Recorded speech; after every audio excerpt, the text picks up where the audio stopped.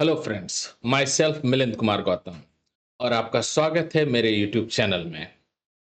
हम जो टॉपिक पढ़ रहे हैं वो है name reaction series. Name reaction series में हम ऑलरेडी 3 रिएक्शंस पढ़ चुके हैं और इसके आप लेक्चर्स मेरे यूट्यूब चैनल पर देख चुके हैं। अब इसमें अब फोर्थ लेक्चर है रीमर्टिबल रिएक्शन।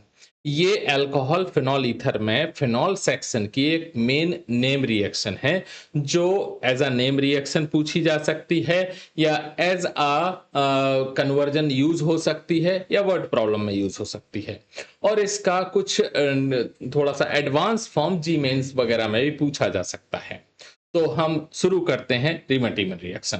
दोस्तों, एक और बात कहूंगा कि अगर आपको मेरा मटेरियल अच्छा लगता है, मेरा समझाने का तरीका अच्छा लगता है, पीडीएफ अच्छे लगते हैं, तो हमारे चैनल को सब्सक्राइब जरूर कीजिए और लाइक या डिसलाइक जरूर कीजिए।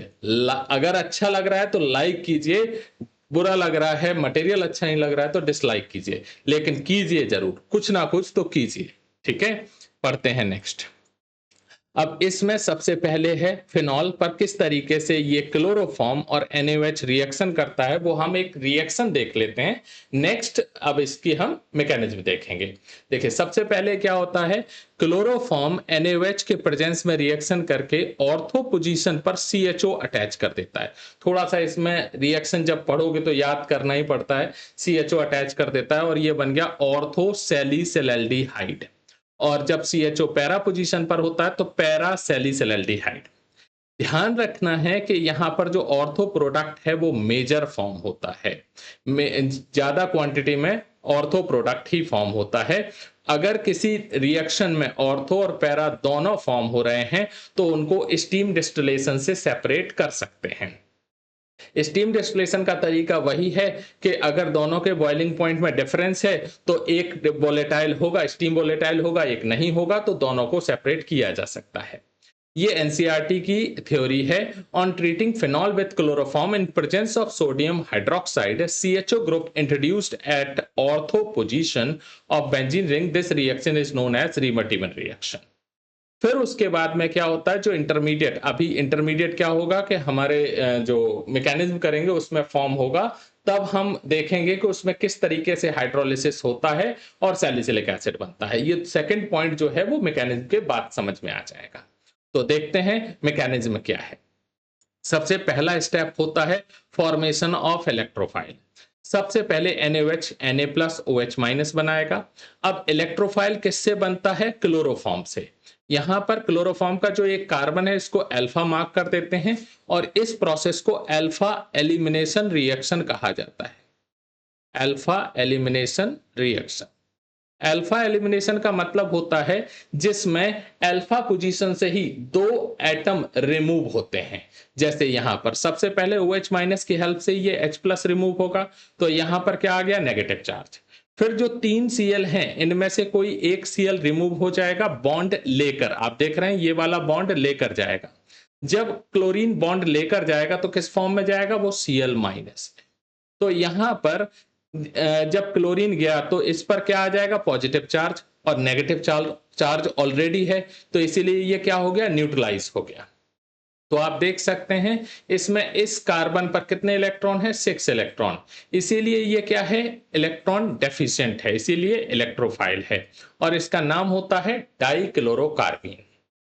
नेक्स्ट स्टेप में यही डाइक्लोरोकार्बीन बेंजीन पर अटैक करेगा। देखते हैं कैसे करेगा। देखिए, सबसे पहले ये आया डाइक्लोरोकार्बीन। अब इसमें जो फिनॉल होता है वो NaOH के साथ रिएक्शन करके, फिनॉल NaOH के साथ रिएक्शन करके क्या बनाएगा, सोडियम फिनॉक्साइड। ये सोडियम फिनॉक्साइड डाइक्लोरोकार्बीन जो आपने फर्स्ट स्टेप में बनाया है उसके साथ रिएक्शन करेगा और अटैच हो जाएगा ऑर्थो पोजीशन पर। अब यहां पर क्या हुआ, ये जो कार्बन है इस पर, यहां जो कार्बन है ये न्यूट्रल कार्बन है, इसने जब इलेक्ट्रॉन डेंसिटी गेन की तो उस पर क्या आ गया, नेगेटिव चार्ज आ गया। ये देख रहे हैं नेगेटिव चार्ज लिखा हुआ है। मतलब क्या है कि जब डाइक्लोरोकार्बीन बेंजीन से इलेक्ट्रॉन पेयर गेन करता है तो वो नेगेटिवली चार्ज्ड हो जाता है, तो यहां पर वो नेगेटिवली चार्ज्ड हो गया। अब उसके बाद क्या होगा, जो ऑर्थो पोजीशन से पर हाइड्रोजन है, ये वाला हाइड्रोजन वो माइग्रेट करेगा नेगेटिवली चार्ज्ड कार्बन पर। ये वाला कार्बन जो कहां से आया, कार्बीन से आया है, इस नेगेटिवली चार्ज्ड कार्बीन पर हाइड्रोजन माइग्रेट करेगा। देखिए ये माइग्रेट हो गया यहां पर। अब उसके बाद क्या होगा कि OH माइनस आयन फिर से आएगा और ये जो OH माइनस आयन है वो Cl को रिप्लेस कर देगा, ठीक है। और फिर उसके बाद एक और OH माइनस आयन आएगा और वो दूसरे Cl को रिप्लेस कर देगा। मतलब यहां पर जो दो Cl हैं वो सब्स्टिट्यूट हो जाएंगे OH माइनस से। तो यहां पर क्या बन जाएगा, जैसे कि एक सब्स्टिट्यूट हुआ ये OH माइनस आ गया, दूसरा भी सब्स्टिट्यूट हुआ OH माइनस आ गया। अब आपको पता है ये इस तरह की सिचुएशन बन जाएगी यहां पर ये। तो इसमें क्या होगा, ये दोनों क्या हैं, ये दोनों हैं जेमिनल डाइअल्कोहल जो कि अनस्टेबल होते हैं। तो क्या निकाल देंगे, ये H2O निकाल देंगे। तो उस केस में ये क्या हो जाएगा, कार्बोनिल ग्रुप। तो किस तरीके से यहां पर क्या बन गया, सैलिसिलैल्डिहाइड ऑर्थो पोजीशन पर हो गया, ऑर्थो सैलिसिलैल्डिहाइड। तो इस तरीके से सबसे पहले डाइक्लोरोकार्बीन बनाते हैं, वो ऑर्थो पोजीशन पर जो कार्बन होता है उसके साथ अटैच हो जाता है। फिर उसके बाद हाइड्रोजन माइग्रेट करता है, ऑर्थो पोजीशन वाला हाइड्रोजन, ये वाला हाइड्रोजन यहां पर आ जाएगा। फिर उसके बाद OH माइनस एक एक करके Cl जो कि लीविंग ग्रुप है उसको सब्स्टिट्यूट करते हैं, जेमिनल डाइअल्कोहल बनता है, H2O रिमूव हो जाता है और फाइनली ऑर्थो सैलिसिलैल्डिहाइड बन जाता है, ठीक है। अब इससे रिलेटेड कुछ और एग्जाम्पल देखते हैं। देखिए जैसे कि अगर किसी में ऑर्थो पोजीशन पर पहले से कोई ग्रुप अटैच हो तो उस केस में रीमर टीमर रिएक्शन ऐसा नहीं है कि नहीं होगी, उसमें पैरा पोजीशन पर CHO बन जाएगा और पैरा प्रोडक्ट ही बनेगा, ऑर्थो प्रोडक्ट फिर बनेगा ही नहीं। मतलब आप कह सकते हैं कि ऑर्थो पोजीशन ये खाली है लेकिन ऑर्थो पोजीशन पर प्रोडक्ट बनेगा ही नहीं, पैरा प्रोडक्ट पर ही बनेगा, एक ही प्रोडक्ट बनेगा और वही मेजर होगा। अब जैसे यहां पर पैरा पोजीशन पर कोई ग्रुप अटैच है तो ऑर्थो पोजीशन पर CHO ग्रुप आ जाएगा ऐसे, और यहां एक प्रोडक्ट और बनेगा जो इंटरमीडिएट प्रोडक्ट होता है वो ये होगा, ठीक है, जिसमें मतलब यहां पर CH Cl Cl अटैच होंगे, ठीक है। आपको दिख नहीं रहा होगा तो मैं बता देता हूं, ये जो पार्ट है वो भी एक प्रोडक्ट बनाएगा CHCl2। मतलब क्या होता है कि यहां पर इंटरमीडिएट को भी बनता हुआ दिखाया गया है कि यानी ये जो है जो पैरा पोजीशन पर है उस पर एक इंटरमीडिएट का फॉर्मेशन होगा और ये माइनर प्रोडक्ट में बनेगा।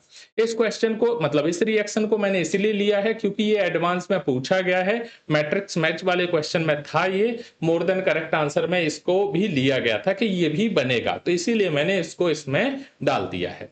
दोस्तों इस तरीके से रीमन टीमन रिएक्शन खत्म होती है। आपको मेरा पढ़ाना, मेरा मटेरियल कैसा लगता है मुझे जरूर बताएं और लाइक कमेंट सब्सक्राइब जरूर करें।